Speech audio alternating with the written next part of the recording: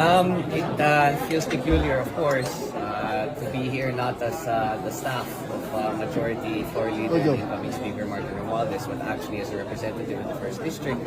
But I look forward to working with my colleagues, and I look forward to these next 3 days that I hope, like I said, will build upon the 2.5 years of experience that I already have in the House. Okay, so any advice that you got from Majo and even your dad about doing your job as a congressman? Keep your head down and shut up the first 4 months. Makinig ka lang sa mga tao dahil maraming magagaling dito.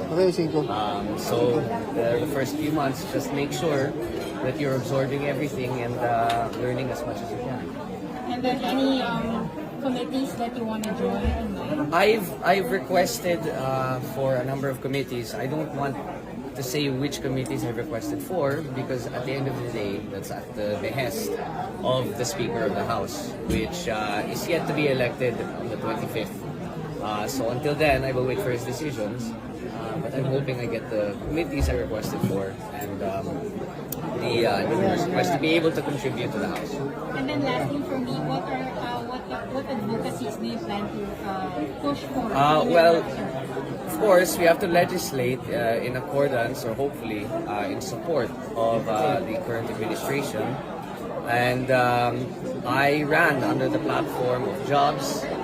So of course, to support the numerous problems that our MSMEs are facing, I ran under the message of digital infrastructure. So I filed 2 bills earlier to do with e-governance and internet transactions, which I hope we can help, will help the online sector.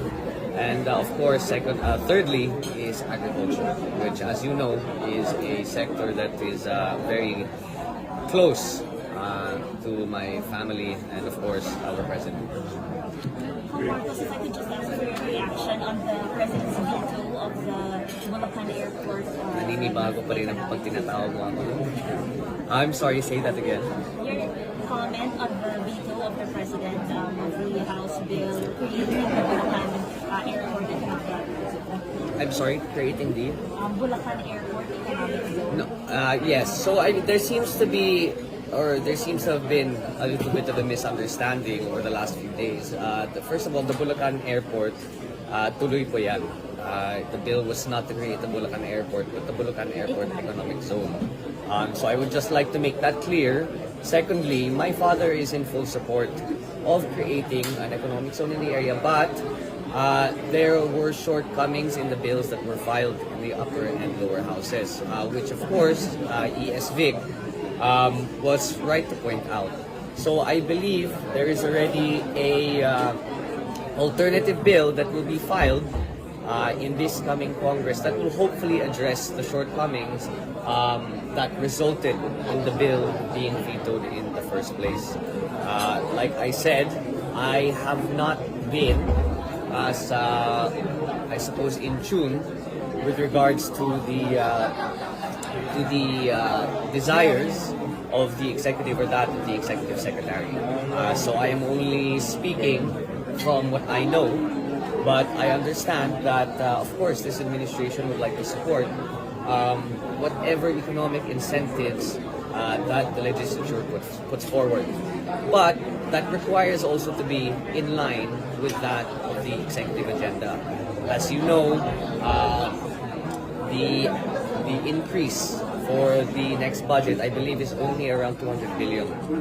In other words, our revenue streams have to be as high as possible. So I think that was the other note that the executive secretary made as one of fiscal prudence, and that I guess the tax breaks were too liberal, and I believe there was already something there to do with the authority that the Commission on Audit had over that segment. So, to tell you the truth, ma'am, hindi ko pa pinag-aralan ng mabuti yung bill. I only saw the letter that the Executive Secretary had given in order to veto that bill. But I have spoken to him, and these are the sort of the salient points that he has made.